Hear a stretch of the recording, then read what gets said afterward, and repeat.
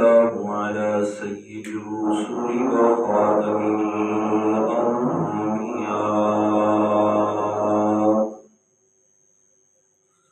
وعلى آله وأصحابه الأتقياء. أما بعد فأعوذ بالله من الشيطان الرجيم. بسم الله الرحمن الرحيم. سبحان الذي أسرى بعبده ليلا من المسجد الحرام إلى المسجد الأقصى الذي باركنا حوله لنريه من آياتنا إنه هو السميع البصير. صدق الله العظيم. اللهم صل على محمد النبي الأمي وعلى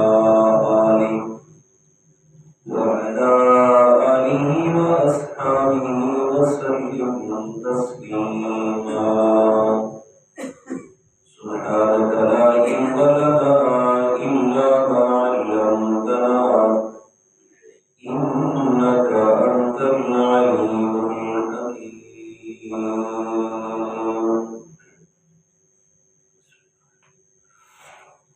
گرامی قدر سامعین،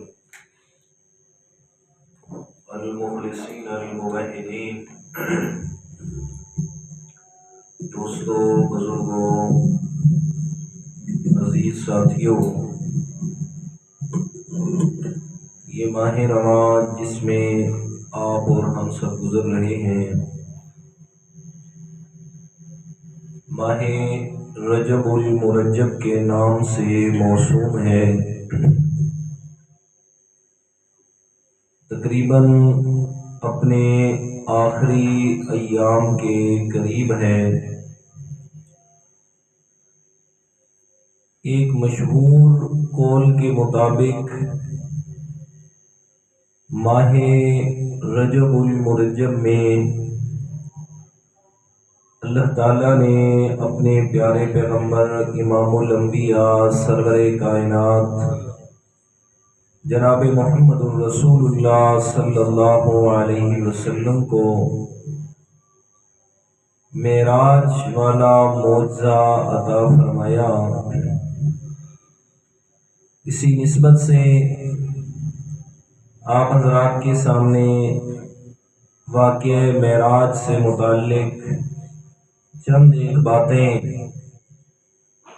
اور پھر اس کو مکمل تو انشاءاللہ ہم اگلے جمعہ پہ کریں گے، اور اس سے پہلے اس جمعۃ المبارک میں معراج کے ساتھ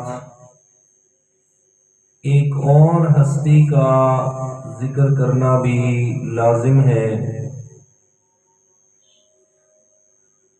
کہ جو تاریخ میں ایک مظلوم ترین شخصیت ہے کہ جس کا جتنا بھی جی آیا اور جتنی بھی جس نے کوشش کی مورخین میں سے، تو انہوں نے اس ہستی کے دامن کو داغدار کرنے میں کسر نہیں اٹھا رکھی، جس کو دنیا کائنات صحابی رسول خال المسلمین جناب سیدنا حضرت امیر معاویہ رضی اللہ تعالی عنہ کے نام سے جانتی ہے. 22 رجب کو سیدنا حضرت امیر معاویہ رضی اللہ تعالی عنہ کی وفات ہے. تو اس نسبت سے انشاءاللہ چند باتیں بیان کے آخر میں ان کے بارے میں بھی عرض کروں گا. پیارے پیغمبر امام الانبیاء جناب محمد الرسول اللہ صلی اللہ علیہ वसल्लम को अल्लाह ताला ने जो बड़े बड़े मौजज़ात अता फरमाए, उन बड़े मौजज़ात में से एक मौजज़ा मेराज भी है। और आप सल्लल्लाहु अलैहि वसल्लम की ये इम्तियाजी खुसूसियत और इम्तियाजी वस्फ है कि जैसे अल्लाह ताला ने अपने प्यारे पैगंबर को मेराज करवाया, सो आपसे पहले किसी पैगंबर को भी ऐसा नसीब न हो सका। ये इम्तियाजी खुसूसियत है मेरे प्यारे पैगंबर जनाब मुहम्मदुर रसूलुल्लाह सल्लल्लाहु अलैहि वसल्लम की। तो कुरान मजीद में अल्लाह ताला ने इस वस्फ को बयान फरमाया दो जगह पे, एक सूरतुन नज्म 27वें पारे में और दूसरा सूरह बनी इसराइल और आयत नंबर 1 में। देखें सूरह बनी इसराइल में अल्लाह ताला ने क्या अंदाज अपनाया, और फिर कुरान मजीद की जो है आयात का आपस में रब्त भी जरा देखिएगा। फरमाया बिस्मिल्लाहिर रहमानिर रहीम, बिस्मिल्लाहिर रहमानिर रहीम, सुब्हानल्लज़ी अस्रा बिअब्दिही लैलन मिनल मस्जिदिल हराम इलल मस्जिदिल अक़सा अल्लज़ी बारकना हौलहू लिनुरियहू मिन आयातिना इन्नहू हुवस समीउल बसीर। सूरह बनी इसराइल 15वां पारा और आयत का नंबर 1 है। अल्लाह ताला फरमाते हैं, पाक है वो ज़ात जिसने रात के वक़्त सैर करवाई है अपने बंदे को, लैलन सारी रात नहीं बल्कि रात के एक हिस्से में, मिनल मस्जिदिल हराम मस्जिद हराम से शुरू हुई, इलल मस्जिदिल अक़सा मस्जिद अक़सा तक। और मस्जिद अक़सा का चुनाव भी अल्लाह ताला ने क्यों फरमाया? इसलिए कि अल्लज़ी बारकना हौलहू, मैं अल्लाह ताला ने मस्जिद अक़सा के आसपास में बड़ी बरकतें अता फरमाई हैं, लिनुरियहू मिन आयातिना। और ये मेराज और ये सैर में अल्लाह ताला ने अपने पैगंबर को क्यों करवाई? ताकि मैं अल्लाह ताला अपनी कुदरत की निशानियां अपने पैगंबर को दिखला दूं। तो ये अल्लाह ताला ने सूरह इसरा के अंदर या सूरह बनी इसराइल में ये वाकया बयान फरमाया, इतना ही। अब पिछली आयात करीमा का जरा आपस में रब्त और ताल्लुक देखिएगा। अल्लाह ताला ने सूरतुन नहल की आखिरी आयात में फरमाया, वस्बिर वमा सब्रुका इल्ला बिल्लाह वला तहज़न अलैहिम वला तकु फी ज़ैक़िम मिम्मा यमकुरून इन्नल्लाहा मअल्लज़ीना तक़व वल्लज़ीना हुम मुहसिनून। ये सूरतुन नहल 14वां पारा और सूरतुन नहल की भी आखिरी आयत है और 14वें पारे की भी आखिरी आयत है 127 और 128।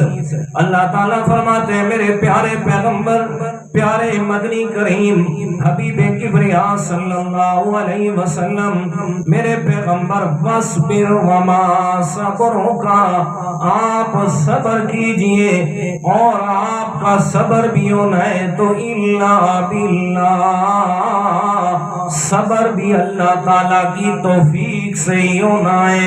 وَلَا تَحْزَنْ عَلَيْهِمْ، اور جتنے بھی آپ پر مخالفین اور مشرکین کی طرف سے ظلم ہو رہے ہیں میرے پیغمبر، ان پر تحزن علیہم، غم نہیں کرنا۔ وَلَا تَكُ فِي ضَيْقٍ مِّمَّا يَمْكُرُونَ، اور ان لوگوں کی مخالفتوں سے کبھی بھی آپ کا دل مبارک میں تنگی محسوس نہ ہو۔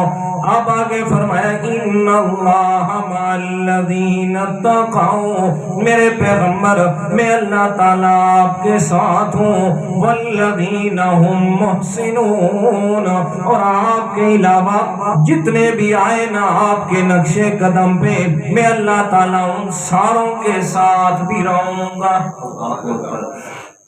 اب سمجھیے گا رب سورۃ النحل کے آخر میں صبر کی تلقین فرمائی اور ساتھ میں تسلی بھی دی میرے پیغمبر، صبر بھی کرنا ہے اور میں اللہ تعالیٰ کی طرف سے تسلی ہے کہ میری معیت، میرا ساتھ آپ کے ساتھ رہنا ہے۔ اور پھر فرمایا سبحان، اور دنیا والوں میں اللہ تعالیٰ کا ساتھ اپنے پیغمبر کے ساتھ رہا، تبھی تو میں نے اپنے پیغمبر کو زمین سے اٹھایا، آسمانوں سے، پھر ساتوں آسمانوں سے بھی اوپر، سدرۃ المنتہا سے بھی اوپر، شریف الاقلام سے بھی اوپر، پر میں ساری کائنات سے اوپر میں اللہ تعالیٰ نے اپنے پیغمبر کو معراج کروایا۔ یہ سب سے بڑی دلیل ہے کہ میں اپنے پیغمبر کے ساتھ ہوں۔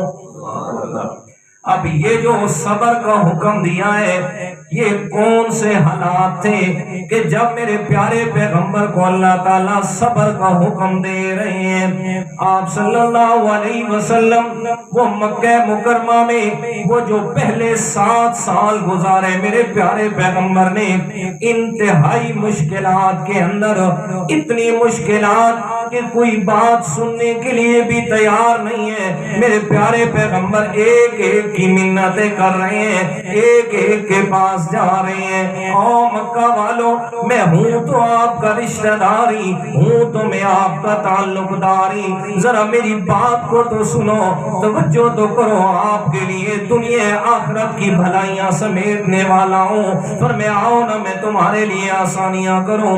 لیکن 7 سال کی مکمل میرے پیارے پیغمبر کی دن اور رات کی تگ و دو، دن اور رات کی کوششیں لگی ہوئی ہیں۔ اب 7 سال کا مکمل عرصہ جب پورا ہوا ہے، مشرکین مکہ چاہیے تو یہ تھا کہ میرے پیارے پیغمبر کے قریب آتے، میرے پیارے پیغمبر سے آ کے جناب کچھ سیکھنے کے لیے، یار اب تو 7 سال دشمنی کو گزر گئے، اب عرصے دراز ہو گیا، چل یار تو ہمارا ہی رشتہ دار ہے، تیرے ساتھ سنا کر لیتے ہیں، تیری بات کو مان لیتے ہیں۔ لیکن نانا 7واں سال نبوت کا آپس کے اندر سب نے بیٹھ کے مشورہ کیا، یہ محمد ابن عبداللہ صلی اللہ علیہ وسلم اپنا کام چھوڑنے کے لیے تیار نہیں ہے، ہم سارے حربے استعمال کر چکے، ظلم بھی کیے، مارے بھی دی، ہر قسم کے جناب انہیں ظلم کا نشانہ بھی بنایا، لیکن یہ چھوڑنے کے لیے تیار نہ ہوئے۔ اب ایک بات باقی رہ گئی ہے کہ اس کے خلاف سوشل بائیکاٹ کیا جائے، اور میں ہر قسم کا اقتصادی بائیکاٹ، کوئی بھی اس پیغمبر سے اور اس کے پورے خاندان قبیلہ بنو ہاشم سے کسی قسم کا تعاون نہیں رکھے گا۔ میرے پیارے پیغمبر مکہ سے نکلے اور مکہ کے ساتھ پہاڑوں کی ایک گھاٹی میں جا کے، وادی میں جا کے پناہ لی ہے۔ 7 7 نبوی سے لے کے 10 نبوی تک یہ 3 سال میرے پیارے پیغمبر نے پہاڑوں کی وادیوں کے اندر قید میں گزارے ہیں. اور صحابہ کرام کیا فرماتے ہیں, اتنا مشکل وقت, اتنے کٹھن حالات, کھانے پینے کے لیے کچھ بھی نہیں ہے, پر میں مکہ کی طرف آتے ہیں, کوئی پیسوں سے بھی دینے کے لیے تیار نہیں ہے, پر میں اتنے مشکل حالات کہ اللہ تعالیٰ کے پیارے پیغمبر کئی دن تک بھوکے پیاسے وقت گزارا ہے میرے پیغمبر نے. صحابہ کرام فرماتے ہیں, فرمائے اگر ہمیں ایک چھوٹا سا ٹکڑا چمڑے کا بھی مل جاتا, فرمائے کتنے دن تک اسے پانی میں بھگو کے اور اسے چوس کے گزارا کرتے. میرے پیارے پیغمبر پتوں درختوں کے پتے چوس کے گزارا کر رہے ہیں. یہ 3 سال انتہائی مشکل وقت کے اندر میرے پیغمبر نے گزارے ہیں. اور 3 سال کے بعد اب ایک آدمی مکہ کا رہنے والا ہے تو کافر اور مشرک, لیکن میرے پیغمبر سے جا کے کہتا ہے محمد ابن عبداللہ تیرے اوپر ایمان تو نہیں لے آتا, لیکن کیا کروں یار, میرے دل میں بڑا دکھ ہے, میرے دل میں اس بات کی بڑی خلش پیدا ہوئی, یار ساری باتیں اپنی جگہ پہ ہیں, لیکن ہے تو ہمارا اپنانا, ہے تو ہمارے قبیلے کا, چلا آنا مکہ میں میری امان میں آ جا, میں دیکھتا ہوں کہ بھلا کون ہے تیری طرف میری آنکھ دیکھنے والا. 3 سال مکمل ادھر وہ جو معاہدہ لکھ کے بیت اللہ کے ساتھ لٹکایا گیا, اس معاہدے کو بھی اللہ کے حکم سے دیمک لگ گئی, وہ معاہدہ بھی سارا ختم ہو گیا. میرے پیارے پیغمبر نبوت کے 10ویں سال واپس مکہ میں تشریف لائے ہیں. اب حالت کیا ہے, پورا قبیلہ بنو ہاشم میرے پیارے پیغمبر کے ساتھ, جو ایمان لائے وہ بھی, جو ایمان نہیں لائے تھے وہ بھی میرے پیارے پیغمبر کے ساتھ. ان 3 سال کی مشکلات گزارنے کے بعد جب واپس آئے ہیں, حالت یہ ہے جس سے بھی سلام کرتے ہیں, جس سے بھی بلانے کی کوشش کرتے ہیں, وہ آگے سے دوسری طرف رخ کر کے چل پڑتا ہے. میرے پیارے پیغمبر کو بڑا دکھ اور تکلیف ہے. آپ صلی اللہ علیہ وسلم آپس کے اندر صحابہ سے مشورہ کیا. میرے پیارے پیغمبر فرماتے ہیں چلو یار ایسا کرتے ہیں, یہ 10 سال کی ان لوگوں پہ محنت انہوں نے نہیں مانا, چلو ایسا کرتے ہیں طائف کے لوگ بڑے پڑھے لکھے ہیں, ان کو جا کے اللہ کا پیغام سناتا ہوں, ہو سکتا ہے کہ ان میں اللہ تعالیٰ کے لیے کوئی آدمی تیار ہو جائے. میرے پیارے پیغمبر اپنے خادم کو ساتھ لیا اور تشریف لے گئے نا میرے پیارے پیغمبر طائف کی طرف. جب طائف میں گئے آپ صلی اللہ علیہ وسلم نے سب سے پہلے طائف کے 2 سردار اور دونوں بھائی ہیں ان سے جا کے میرے پیغمبر نے ملاقات کی ہے, اور انہیں جا کے بتایا کہ میں اللہ تعالیٰ کا پیغمبر ہوں, اللہ تعالیٰ نے مجھے نبی بنایا, نبوت سے نوازا ہے, میں پیغام لے کے آیا ہوں, اور سب سے پہلے میں آپ کے سامنے اس لیے آیا کہ آپ علاقہ کے سردار ہیں, اگر آپ مان گئے تو رعایا بھی مان جائے گی. اس لیے کہ علاقے کے جو سردار ہوتے ہیں نا, ان کا جو مذہب عقیدہ اعمال ہوتے ہیں عوام کے وہی ہوتے ہیں. جی عوام کا کردار وہی ہوتا ہے جو علاقے کے بڑے چودھری اور سردار کا ہوتا ہے. اس لیے آپ علیہ الصلوۃ والسلام طائف کے ان 2 سرداروں کے پاس گئے, اور انہوں نے کیا کیا, میرے پیارے پیغمبر کے بارے میں بجائے اس کے بات کو سنتے, ایک ان میں سے بکواس کرتا ہے نعوذ باللہ من ذالک, کہتے ہیں اللہ تعالیٰ کو آپ کے علاوہ اور کوئی نہیں ملا تھا کہ جسے نبی بنائے. اللہ تعالیٰ کو آپ کے علاوہ کوئی اور نہیں ملا کہ جسے اللہ تعالیٰ نبوت عطا کرتے. اگر مکہ والوں میں سے کوئی امیر آدمی ہوتا اور کوئی مالدار ہوتا اسے نبوت ملتی تو ہم مان جاتے, لیکن آپ غریب ہیں, یتیم ہیں, آپ کے پاس کوئی مالداری نہیں ہے, لہذا ہم ماننے کے لیے تیار نہیں ہیں. میرے پیارے پیغمبر نے فرمایا چلو یار آپ کی قسمت ہے, لیکن ایک بات کا وعدہ کرو, آپ عام لوگوں کو میں جو اللہ کا پیغام سناؤں گا، آپ ان لوگوں اور میرے درمیان میں نہیں آنا، میں جانوں اور آپ لوگ جانے، ان کو میں اللہ کا پیغام سنانے لگا ہوں۔ وہ کہتے ہیں یہ بھلا کیسے ہو سکتا ہے؟ رعایا ہماری ہے، ہمارا حکم چلے گا، ہمارے مقصد کی بات اور کام ہوگا، خبردار ان کو کچھ بھی نہیں کہنا، میں ہمارے طائف کے اندر اللہ کا پیغام نہیں سنانا۔ میرے پیارے پیغمبر وہاں سے اٹھے اور اٹھ کے اللہ کے پیارے پیغمبر طائف شہر میں آئے اور آ کے اعلان فرمایا، یا اہل طائف، او طائف کے لوگوں، انی رسول اللہ الیکم، میں تمہاری طرف اللہ کا رسول بن کے آیا ہوں، اور میرا پیغام کیا ہے؟ قولوا لا الہ الا اللہ، یہ میرا پیغام ہے، یہ پڑھ لو، دنیا آخرت کی کامیابیاں تمہارا مقدر بن جائے گی۔ اب انہوں نے پورے جناب پہلے سے پلاننگ کی ہوئی ہے، وہ جو طائف کے شرارتی لڑکے اور شرارتی نوجوان، ان کو اکٹھا کیا، ان کے ہاتھوں میں پتھر دیے۔ میرے پیارے پیغمبر طائف کی ایک گلی میں جا رہے ہیں، پیچھے سے شرارتی نوجوان لگا دیے جنہوں نے میرے پیارے پیغمبر پر پتھر برسائے ہیں۔ آپ صلی اللہ علیہ وسلم کا جسم مبارک لہو لہان ہو رہا ہے، وہ میرے پیغمبر کا لہو مبارک کہ جس کے ایک قطرے کی قیمت ساری کائنات بھی مل جائے تو ادا نہیں ہو سکتی۔ میرے پیارے پیغمبر پہ آج پتھروں کی بارش ہو رہی ہے، اور میرے پیارے پیغمبر طائف کی گلیوں میں اللہ کا پیغام سنا رہے ہیں، لیکن دوسری طرف ذرہ برابر بھی میرے پیارے پیغمبر کے پاؤں مبارک میں لفظش نہیں آئی، مسلسل سنائے جا رہے ہیں، اوپر سے پتھروں کی بارش ہو رہی ہے، یہاں تک کہ میرے پیارے پیغمبر کا چلنا دو بھر ہو گیا۔ آپ علیہ السلام بیٹھ جاتے ہیں، پھر میرے پیارے پیغمبر کو اٹھاتے ہیں، یہاں تک کہ اللہ کے پیارے پیغمبر چلتے چلتے یہاں سے سامنے ایک انگوروں کا باغ ہے، اس میں تشریف لے آئے۔ میرے پیارے پیغمبر وہاں کے بیٹھے ہیں، سامنے ایک اور آدمی ہے تو وہ بھی طائف کا سردار، اس نے دیکھا نا کیا کہتا ہے، چلو یار اور تو باتیں اپنی جگہ پہ ہے تو ہمارا نا ہے تو ہمارے خاندان کا، اور دوسری بات یہ ہے کہ یہ ہمارے پاس آیا ہے مہمان بن کے۔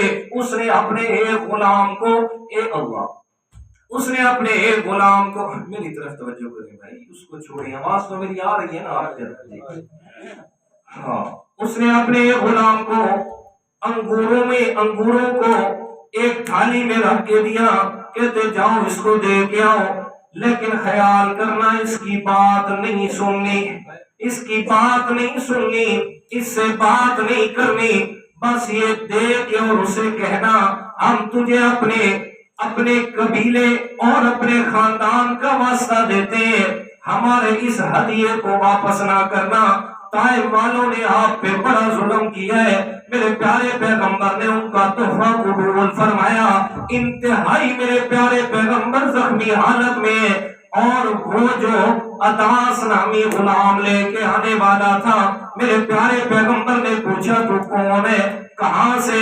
کہتے جی میں نینوا بستی کا رہنے والا ہوں۔ میرے پیغمبر نے فرمایا وہ نینوا بستی کہ جس کی طرف اللہ تعالیٰ نے میرے بھائی حضرت یونس علیہ السلام کو مبعوث فرمایا، وہ عطاس نے جب یہ بات سنی ہے، کہتے کعبہ کے رب کی قسم ہے، اس بستی میں اللہ تعالیٰ نے یونس علیہ السلام کو مبعوث فرمایا، اسی لیے میں آپ کی بات سن کر اس بات کا یقین کرتا ہوں کہ آپ اللہ تعالیٰ کے سچے پیغمبر ہیں، اس لیے کہ اس بات کا علم پیغمبر کے علاوہ کسی کو ہو ہی نہیں سکتا۔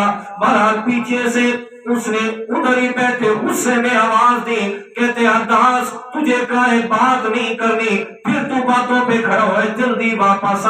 ادھر میرے پیارے پیغمبر وہاں بیٹھے ہیں، اور اللہ تعالیٰ کے پیارے پیغمبر لوحان کی سامنے آپ صلی اللہ علیہ وسلم اللہ تعالیٰ سے دعا فرما رہے ہیں، فرمائے اللہم انی اشکو الیک ضعف قوتی وقلت حیلتی، مولا میں پیغمبر تجھ سے اپنے ضعف اور اپنی کمزوری کی شکایت کرتا ہوں، اور دنیا میں اس وقت میرے ساتھ اور کوئی بھی نہیں ہے جو میرا ساتھ دے، سارے کے سارے ہی دشمن ہیں، میرا جسم نرم و نازک بنایا اور ایسے ذلیل اور ظالم لوگ میرے پہ مسلط فرما دیے۔ آپ صلی اللہ علیہ وسلم یہاں طائف میں اس حد تک پریشان بیٹھے ہیں، اللہ تعالیٰ نے حضرت جبرائیل کو بھیج دیا، فرمایا میرے جبرائیل جا کے میرے پیارے پیغمبر سے فرما، اگر تو آج کہتے ہیں نا یہ میرے ساتھ پہاڑوں والے فرشتے موجود ہیں، صرف آپ کی زبان ہلنے کی دیر ہے، یہ طائف اور مکہ کے دونوں پہاڑوں کو اٹھا کے ان دونوں کو آپس کے اندر پسیج کے رکھ دینا ہے، پتہ چل جائے گا کہ میرے پیغمبر کے ساتھ کیسے انہوں نے ظلم کیا ہے۔ میرے پیارے پیغمبر نے کیا فرمایا؟ اللہم اہدی قومی فَإِنَّهُمْ لَا يَعْلَمُونَ۔ میرے مولا جتنی دیر میں آپ نے ان کو عذاب دینا ہے، اگر آپ ان کو ہدایت دے دیں تو میں پیغمبر اپنا خون بھی معاف کرتا ہوں۔ آپ علیہ السلام یہاں تقریباً 1 مہینے تک میرے پیغمبر نے قیام فرمایا طائف میں، اور یہاں سے واپس جب مکہ آئے، یہاں مکہ آئے پہلے سے بھی زیادہ حالات عجیب ہیں۔ آپ علیہ السلام ہر وقت مغموم رہتے ہیں، یار طائف والوں نے بھی نہیں مانا، مکہ والے بھی سننے کے لیے تیار نہیں ہیں۔ اس موقع پہ اللہ تعالیٰ نے قرآن مجید کا یہ مقام نازل فرمایا میرے پیغمبر وَاصْبِرْ وَمَا صَبْرُكَ إِلَّا بِاللَّهِ۔ یہاں تو اللہ تعالیٰ کی توحید کا پیغام اول تو کوئی سناتا نہیں ہے، اگر سنائے بھی صحیح اور آگے واہ بھی ہو رہی ہے تو پھر بھی حضرت صاحب ناراض ہو جاتے ہیں، جی پھر بھی ناراضگی۔ میرے پیغمبر کے سامنے واہ واہ کرنے والا کوئی نہیں، یہاں تو پتھروں کی بارشیں ہیں، یہاں تو کون سا ظلم ہے جو میرے پیغمبر کے جسم پہ نہیں آزمایا گیا، لیکن اللہ تعالیٰ کی طرف سے حکم آیا میرے پیارے وَاصْبِرْ، صبر سے کام لینا ہے، آپ نے صبر کا دامن نہیں چھوڑنا، وَمَا صَبْرُكَ إِلَّا بِاللَّهِ، اور صبر کے لیے بھی میں اللہ تعالیٰ کی توفیق مانگنی ہے، وَلَا تَحْزَنْ عَلَيْهِمْ۔ میرے پیغمبر ہر وقت ایک جیسا نہیں رہتا، آپ نے پریشان نہیں ہونا، آپ نے غم نہیں کرنا، آپ نے دکھ نہیں لانا دل کے اندر، یہ حالات ضرور تبدیل ہونے والے ہیں، ان کے مکر و فریب یہ میں اللہ تعالیٰ نے سارے کے سارے ختم کر دینے ہیں۔ لیکن ہوا کیا، اب سنیے گا وہ بات اصل جو سمجھانے لگا ہوں۔ ان حالات میں میرے پیارے پیغمبر موجود ہیں، فرمایا ہر طرف سے دکھ اور تکلیفیں ہیں، پر میں پھر اللہ تعالیٰ کی طرف سے یہ حکم نہیں آیا کہ میرا پیغمبر میں نے ان کو عذاب دے کے ختم کر دینا ہے، میں نے ان کو نیست و نابود کر دینا ہے، نہیں، پھر بھی اللہ کے طرف سے حکم آیا میرے پیغمبر ابھی وہ وقت نہیں آیا کہ میں ان پر عذاب نازل کروں، ابھی بھی آپ کو حکم ہے کہ آپ نے صبر سے وقت گزارنا ہے، صبر کا دامن ہاتھ سے نہیں چھوڑنا۔ فرمائے دنیا میں کیا قانون ہے سمجھیے گا میرے پیارے، آج دنیا کے حالات ہیں، کسی پر تنگی آتی ہے، کسی پر حالات کشیدہ ہوتے ہیں، کسی پر جناب ہر طرف سے پریشانیاں آتی ہیں، وہ کیا کرتا ہے، وہ اپنوں کی طرف جاتا ہے، وہ اپنوں کی طرف جناب رخ کرتا ہے، کوئی جناب اپنے چاچوں کے پاس چلا گیا، کوئی ماموں کے پاس چلا گیا، کوئی بھائیوں کے پاس چلا گیا، کوئی والدین کی گود میں جا کے بیٹھ گیا کہ والدین جی مجھے بچائیں، حالات بڑے مشکل آ گئے ہیں۔ یہاں تو میرے پیارے پیغمبر کے فرمائے والدین بھی والدین بھی دنیا سے میرے پیارے پیغمبر کے چلے گئے، فرمایا وہ والد وہ پیدا ہونے سے پہلے ہی فوت ہو گیا، وہ والدائیں فرمایا وہ نبوت ابھی ملی نہیں، بچپن میں ہی ہے، وہ اللہ تعالیٰ نے اپنے پاس بلا لی ہے۔ فرمایا چچے وہ ہیں، فرمایا کہ وہ جو ماننے کے لیے تیار نہیں ہے۔ ابو لہب ہے تو وہ سب کے ساتھ مل کے ظلم کر رہا ہے، ابو طالب ہے ایمان تو نہیں لایا لیکن فیور تو کرتا رہا، فرمایا وہ بھی دنیا سے چلا گیا۔ فرمایا میرے پیغمبر کے ننہال وہ مدینہ میں ہے، فرمایا وہ ان میں سے بھی کوئی موجود نہیں ہے، یا سارے قبائل کے لوگ دشمنی پہ اترے ہوئے ہیں۔ اب میرا پیغمبر جائے تو کس کی طرف جائے، جائے تو کہاں جا کے اپنا دکھ سنائے؟ وہ جو اللہ کی ذات کی امید پہ یہ سارا کام کر رہے ہیں، فرمایا وہ بھی حکم دے رہا ہے وَاصْبِرْ، میرا پیغمبر صبر سے کام لینا ہے، حوصلے نال رکھ میرا پیغمبر، حوصلے سے کام چلا۔ اللہ تعالیٰ فرماتے ہیں یہ دنیا کے سارے نظام فرمایا ہر طرف سے دشمنیوں پہ اتار آئے، فرمایا کوئی بھی میرے پیغمبر کا اپنا نہ رہا، وہ جو ایمان لائے وہ بھی بیچارے کمزور اور غریب ہیں، انہیں بھی تو ہر طرح سے ظلم کا نشانہ بنایا جا رہا ہے، انہیں اپنی جان کے لالے پڑے ہیں، بھلا وہ اوروں کی کیا حفاظت کرتے؟ اللہ تعالیٰ فرماتے ہیں جب ہر طرف سے ظلم کی بٹھیاں چل گئی، ہر طرف سے ظلم کے تیر چلنے لگے اور میرے پیارے پیغمبر پہ انتہا ہوئی، اب میں اللہ تعالیٰ نے فرمایا میرا سونا سبحان، دنیا والے سارے آپ پہ ظلم کرنے کے لیے آ گئے، میرا پیغمبر چل میں اللہ تعالیٰ آپ کو ایک اور جگہ لے جاؤں، ایک اور جگہ کی میں اللہ تعالیٰ سیر کرواؤں، تیرے سارے دکھ ختم ہو جائیں گے۔ تو اللہ تعالیٰ نے ان حالات میں اپنے پیارے پیغمبر کو اپنے پاس بلایا۔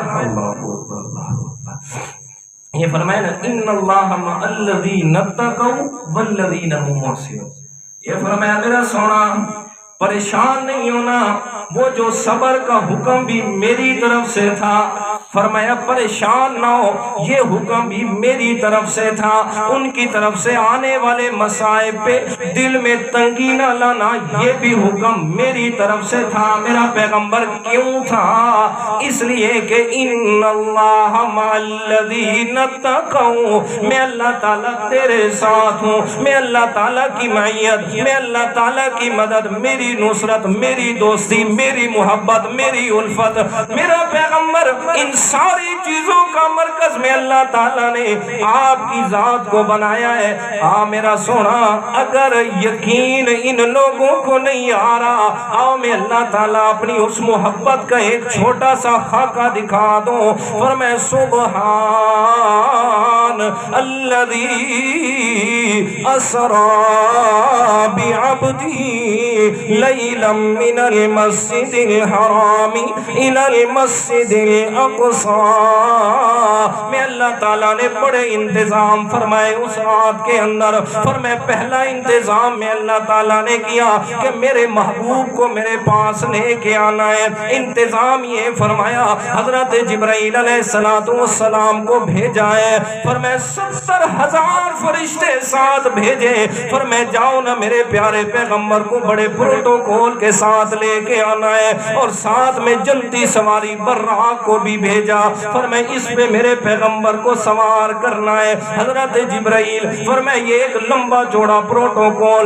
اور ایک مفسر نے تو یہاں تک لکھا ہے، فرمائے وہ جو حضرت جبرائیل آئے ہیں، فرمائے حضرت جبرائیل کے ساتھ 70,000 فرشتے دائیں طرف، 70,000 بائیں طرف، 70,000 آگے، 70,000 پیچھے، اور 70,000 فرشتے اوپر کی طرف پر پھیلائے ہوئے ہیں۔ فرمایا یہ کروڑوں کی تعداد میں اللہ تعالیٰ نے اپنے نوریوں کو بھیجا، جاؤ میرے محبوب کو لے کے آنا ہے۔ پھر آسمان پہ اعلان کروا دیا، فرمایا خیال کرنا میرا محبوب آ رہا ہے، اور اس سے بھی بڑا جو نظام کیا اللہ تعالیٰ نے اس رات کے اندر اس ساری دنیا کائنات کا نظام بند کر دیا۔ کیا کر دیا؟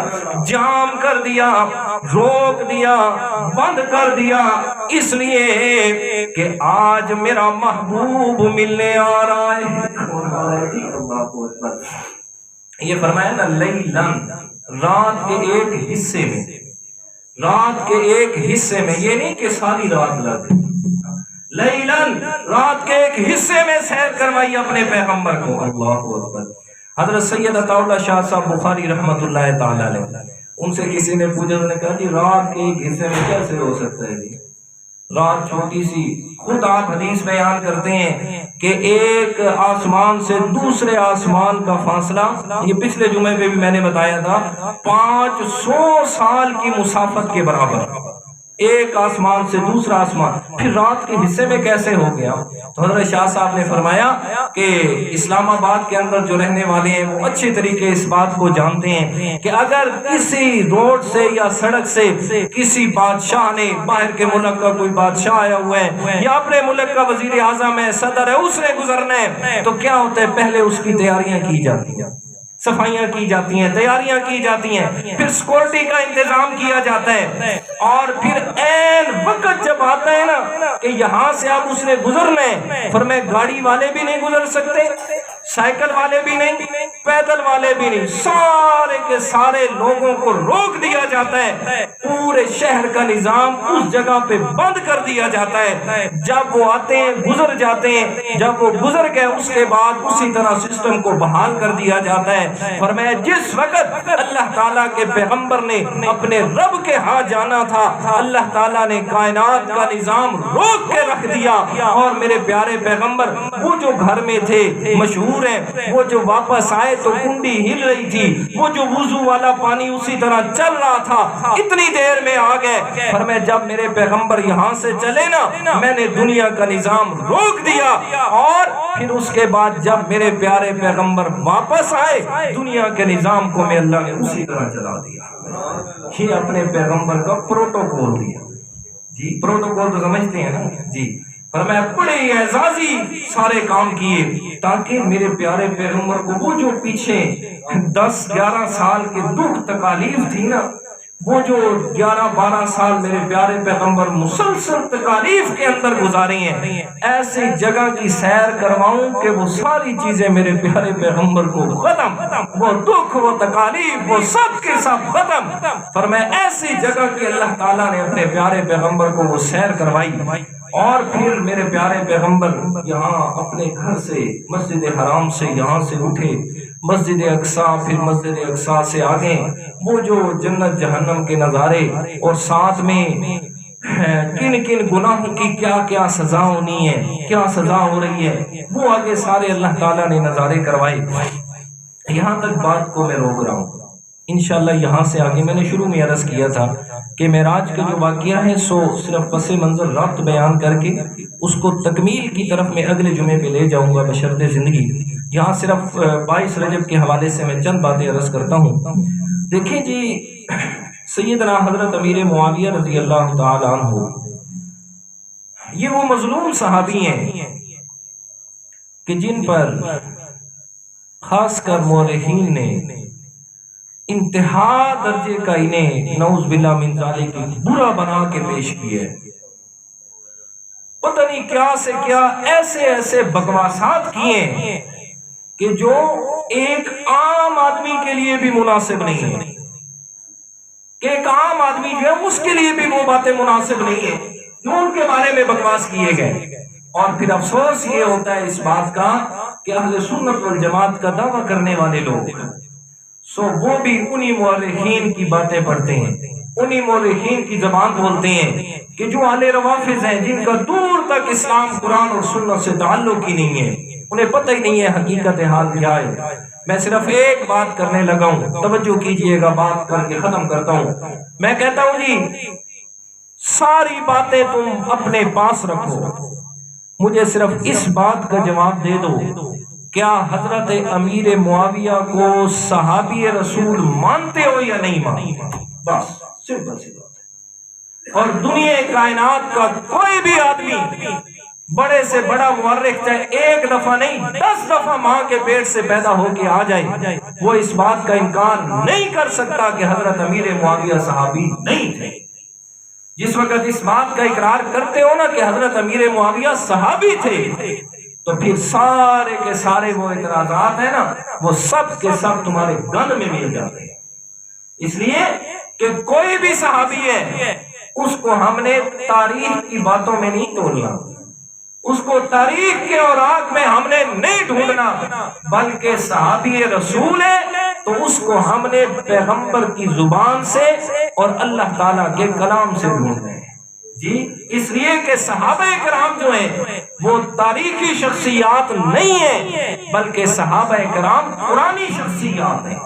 اس لیے کہ قرآن جب نازل ہو رہا تھا تو سب سے پہلے قرآن مجید کے احکام کے مصداق وہ میرے پیارے پیغمبر کے صحابہ تھے۔